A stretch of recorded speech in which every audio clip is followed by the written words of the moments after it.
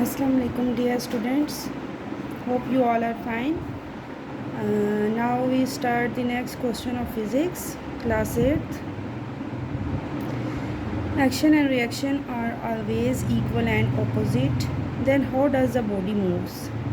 कह रहा है कि एक्शन और रिएक्शन जो है हमेशा इक्वल और ऑपोजिट होते हैं, तो फिर वो बॉडी को कैसे तब बॉडी कैसे मूव करेगी। According to Newton's third law of motion, Newton का जो थर्ड लॉ है उसके according action and reaction are always equal and opposite in direction. Action और रिएक्शन जो है हमेशा इक्वल होते हैं और अपोजिट होते हैं डायरेक्शन में, यानी कि उनकी मूवमेंट मुख्तलिफ होती है। But action and reaction forces always act on different bodies, लेकिन एक्शन और रिएक्शन फोर्सेस जो होती हैं वो डिफरेंट बॉडीज़ पर एक्ट कर रही होती हैं। So they do not cancel the effect of each other, जिसकी वजह से हम इनका जो इफ़ेक्ट पड़ रहा होता है दोनों बॉडीज़ पे, हम उसे कैंसिल नहीं कर सकते एंड बॉडी मूव्स। इस वजह से फिर बॉडी क्या करती है, हरकत में आ जाती है। Define isolated system. Isolated system क्या है? आइसोलेटेड सिस्टम को हम कैसे डिफाइन करेंगे? An isolated system is a group of interacting bodies on which no external force is acting. कह रहा है isolated system is a group of interactive bodies. Group होता है इंटरेक्टिव बॉडीज़ का जो आपस में इंटरेक्ट कर रही होती हैं, एक दूसरे की तरफ अट्रैक्ट हो रही होती हैं, और उस पर कोई एक्सटर्नल फोर्स जो है अप्लाई नहीं होती, वो इंटरनल फोर्स के थ्रू एक दूसरे के साथ इंटरेक्ट कर रही होती हैं। What is the law of conservation of momentum? Law of conservation of momentum क्या है? The momentum of an isolated system of two or more than two interacting bodies remains constant. क्या कह रहा है? The momentum of an isolated system of two or more than two bodies interacting bodies remains constant. कह रहा है कि जो isolated system में टू और मोर बॉडीज़ आपस में इंटरेक्ट कर रही होती हैं, लेकिन साथ ही साथ वो कांस्टेंट भी रहती हैं। एग्जांपल जैसे firing a bullet, release of air from balloon.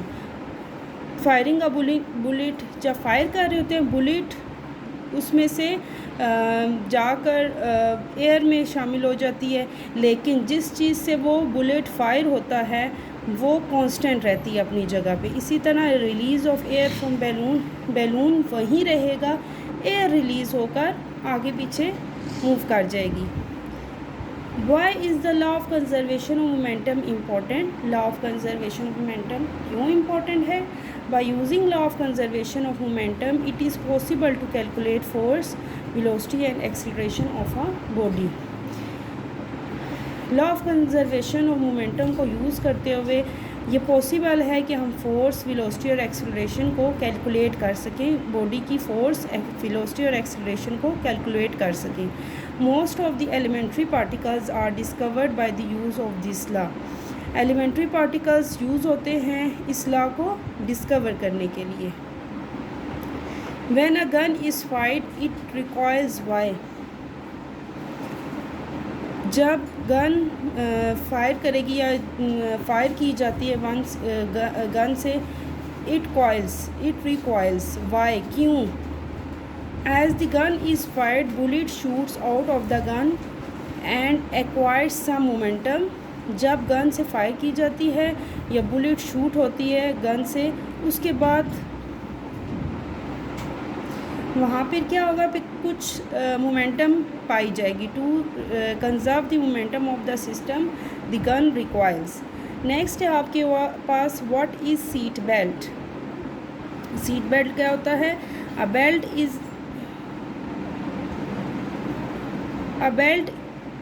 in an automobile or aeroplanes to hold you in your seat in case of an accident or sudden stop। Seat belt आपको पता है हर car में मौजूद होता है, हर airplanes में मौजूद होता है। वो किस लिए होता है कि इंसान हादसों से या सडन स्टॉप में जो हादसे होते हैं, एकदम से गाड़ी रुकती है, सर पर इधर उधर लग जाता है, तो उससे बचने के लिए सीट बेल्ट का यूज़ होता है। It provides the external force to person and prolongs the collision time which reduces the collision effect। कह रहा है कि इसमें जो एक्सटर्नल फोर्स पर्सन पे अप्लाई होती है फिर उससे वो collision इफ़ेक्ट भी हो जाता है। वही बात जो मैं आपको बता रही हूँ कि कार मूव कर रही होती है रोड पे, तो जब वो एकदम स्टॉप करती है तो एक्सटर्नल फोर्सेस अप्लाई होती हैं कार पे भी और पर्सन पे भी, तो फिर वो सडन एक्सीडेंट का या फिर और किसी किस्म के एक्सीडेंट का खदशा होता है। That's why seat belt use किया जाता है। Define force of friction. Force of friction, the force that opposes the motion of moving object is called force of friction। वो फोर्स जो मोशन को अपोज करती है ऑब्जेक्ट को मूव करवाने के लिए, उस फोर्स को फोर्स ऑफ फ्रिक्शन कहा जाता है। Describe two situations in which force of friction is needed. Two ऐसी सिचुएशंस बताएं जिसमें फोर्स ऑफ फ्रिक्शन की ज़रूरत होती है। There are many conditions in which friction is needed. बहुत सी कंडीशंस हैं जिनमें फ्रिक्शन की ज़रूरत होती है, बट यहाँ पर हमने टू को डिस्कस करना है। Friction is needed when we right.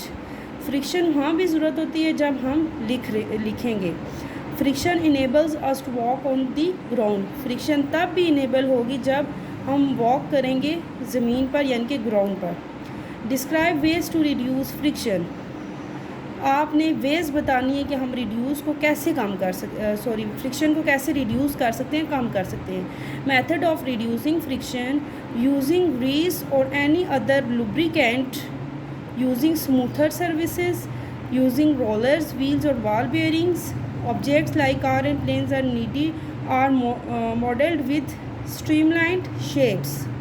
कह रहा है कि ग्रीस और दूसरे लुब्रिकेंट्स को इस्तेमाल करते हुए, फिर स्मूथर सरफेसेस को यूज़ करते हुए, रोलर्स और व्हील्स, बार बेयरिंग्स वगैरह को यूज़ करते हुए फ्रिक्शन कम होती है। जब आप हार्ड प्लेस पर जा रहे होते हो तो वहाँ पर फ्रिक्शन ज़्यादा यूज़ हो रही हो, फ्रिक्शन ज़्यादा वहाँ पर पाई जाती है, लेकिन जब आप स्मूथर प्लेसेस की तरफ जाएंगे तो फ्रिक्शन कम हो जाएगी। How does oiling the moving parts of a machine lowers friction?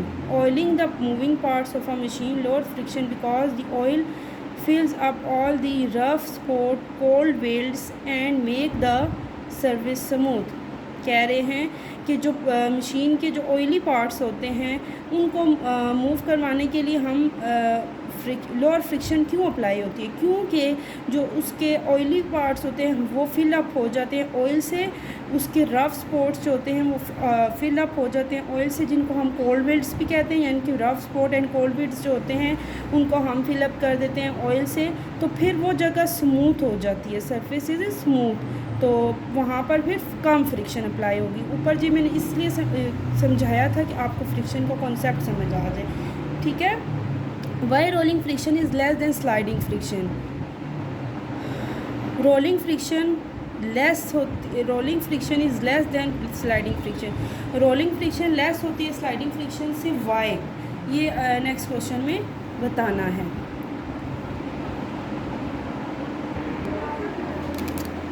Rolling friction is much less than sliding friction because case of rolling friction contact area cold weld points to surface is very small as compared to sliding friction।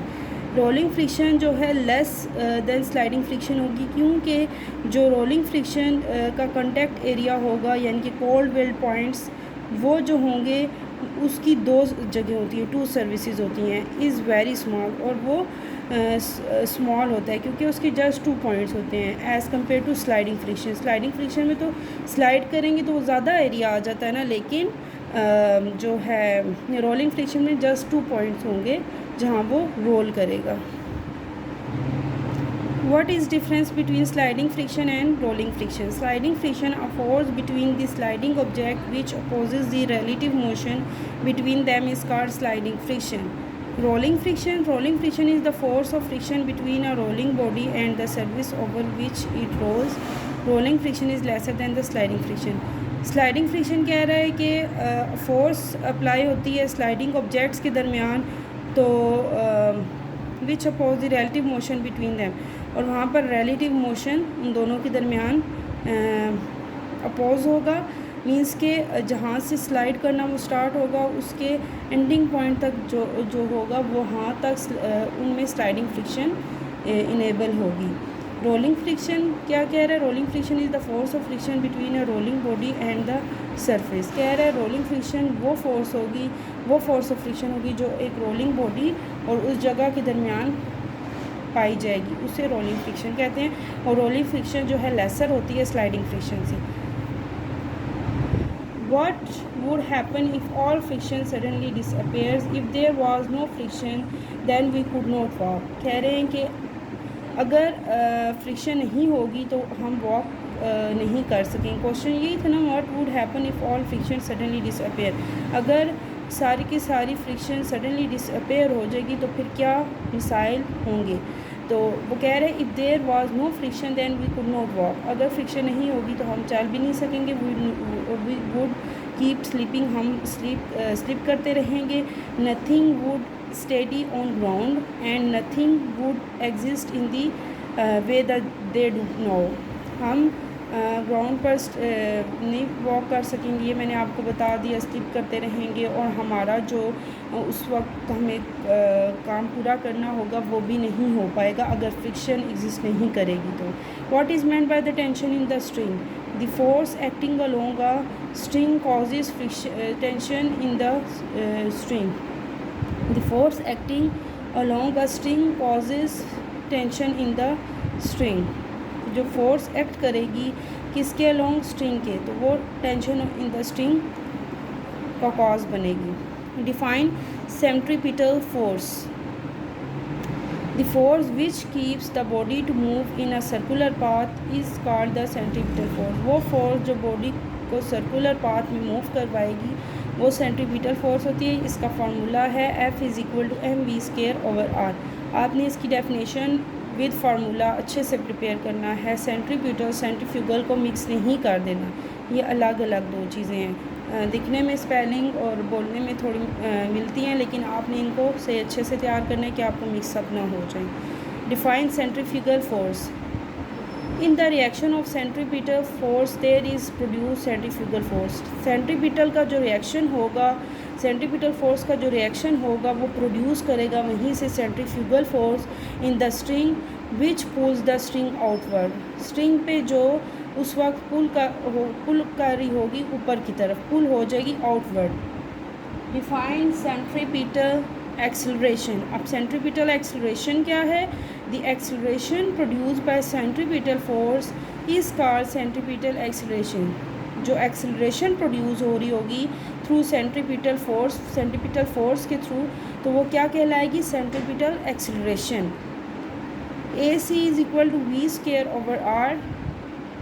Why the spinner of a washing machine is made to spin at a very high speed? Spinner of a washing machine is made to spin at a very high speed because when it spins at high speed, the water from wet clothes is forces out through those holes due to lack of centripetal force।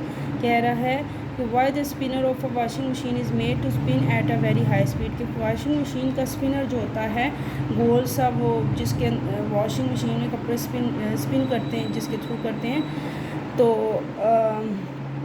वो जो है high speed में क्यों spin करवाता है? Spinner of washing machine is made to spin at a very high speed.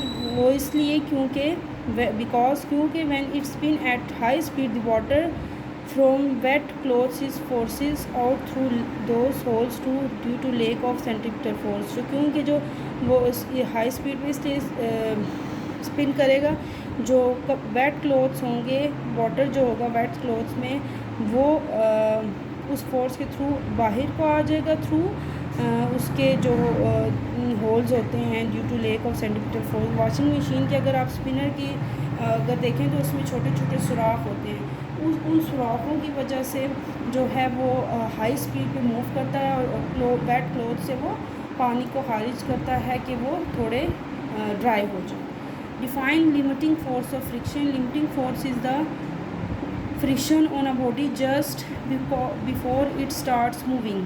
Limiting force of friction जो है body की, वो इसलिए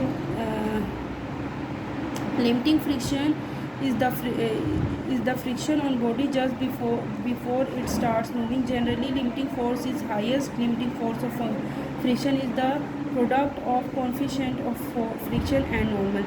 ये इसका फार्मूला है Fs bracket max is equal to mu r. Define static friction. Static friction क्या होगा?